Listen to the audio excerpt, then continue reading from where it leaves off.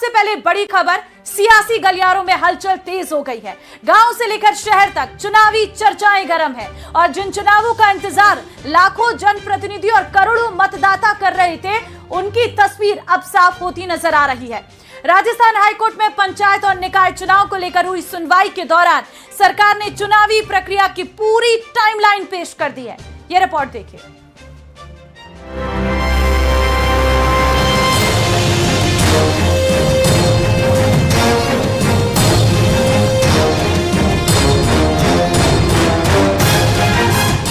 High court सख्त, चुनाव हो तय वक्त, बदली डेडलाइन, नई तारीख तय, पहले निकाय फिर पंचायत चुनाव।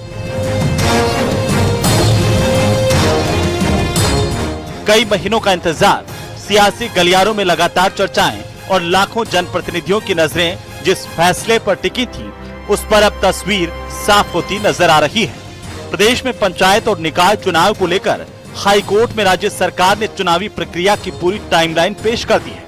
5 अगस्त को ओबीसी आयोग की पूरी रिपोर्ट आ जाएगी।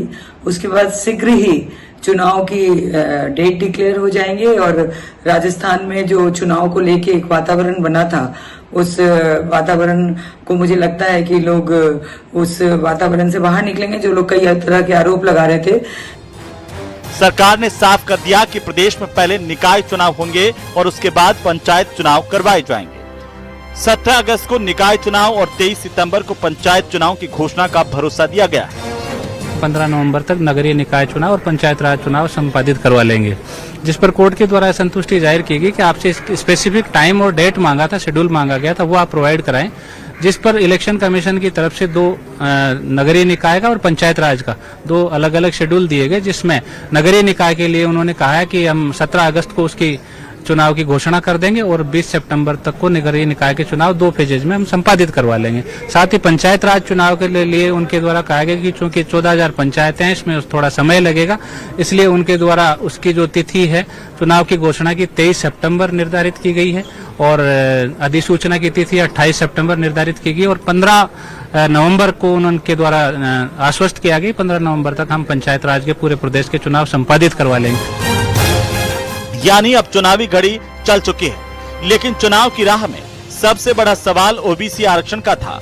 सरकार ने अदालत को बताया कि ओबीसी आयोग 5 अगस्त तक अपनी अंतिम रिपोर्ट सौंप देगा, जबकि 15 अगस्त तक आरक्षण की लॉटरी और बाकी सभी प्रक्रियाएं पूरी कर ली जाएंगी। मतलब आरक्षण को लेकर मतदान तक का पूरा खाका अदालत के सामने है। 17 अगस्त को चुनाव की घोषणा का भरोसा, 23 सितंबर को पंचायत चुनाव की घोषणा। ओबीसी आयोग 5 अगस्त तक देगा रिपोर्ट, 15 अगस्त तक निकाली जाएगी आरक्षण की लॉटरी, 15 नवंबर से पहले पूरा होगा चुनाव।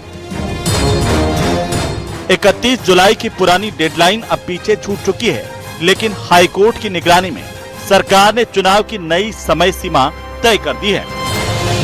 ओबीसी आयोग के बारे में पहले ही सुप्रीम कोर्ट के फैसले हैं, सुप्रीम कोर्ट रूल आउट कर चुका है उसको कि आपके पास रिपोर्ट आ जाती है वेल एंड गुड, नहीं तो पहले के स्टेटस पे आप चुनाव कराइए, इलेक्शन वैक्यूम नहीं रहेगा। और माननीय राजस्थान हाईकोर्ट के चीफ जस्टिस एसपी शर्मा साहब ने भी जो 22 मई को फैसला दिया था, उसमें 2 मध्य प्रदेश और महाराष्ट्र के फैसलों को कोट करते हुए उन्होंने कहा था कि अगर रिपोर्ट आ जाती है well and good, otherwise go ahead. लेकिन इसके बावजूद इसमें टालम टोल हुई और अब उन्होंने आश्वस्त किया है चीफ सेक्रेटरी की अध्यक्षता में बैठक के जरिए कि हम समयबद्ध तरीके से रिपोर्ट दे देंगे।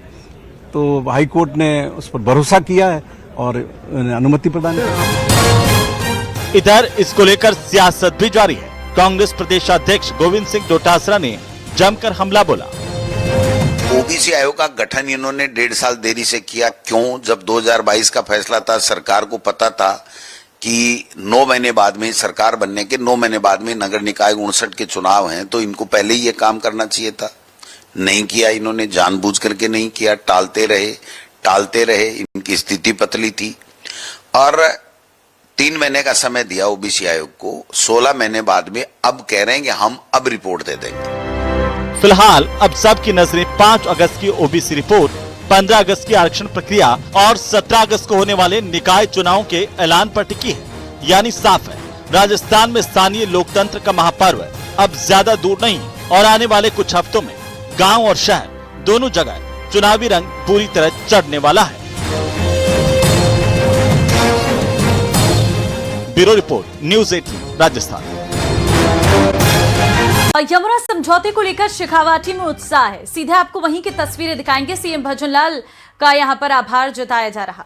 असम श्री रतन शर्मा जी, राष्ट्रीय संयोजक शेखावाटी फाउंडेशन हरी शर्मा जी, राष्ट्रीय उपाध्यक्ष शेखावाटी फाउंडेशन पराक्रम जी, राष्ट्रीय महासचिव शेखावाटी फाउंडेशन श्री गजानन शर्मा जी, कोषाध्यक्ष श्री प्रकाश अग्रवाल जी, हमारी पार्टी के प्रदेश के उपाध्यक्ष भाई मुकेश आदित्य जी, मेरे सामने बैठे मेरे पूजारी बुजुर्गों, नौजवान दोस्तों और मेरी माता बहनों, सबसे पहले तो मैं आप सभी को वंदन करता हूं, अभिनंदन करता हूं, आप सभी का मैं प्रणाम करता हूं।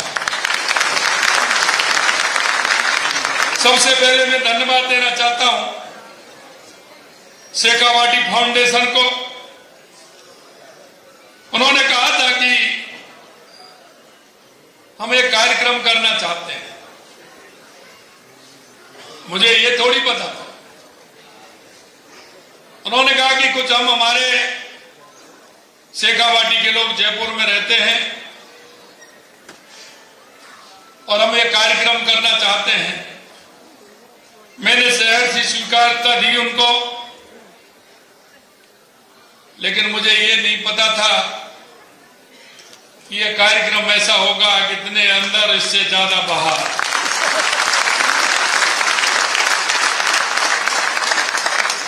मित्रों,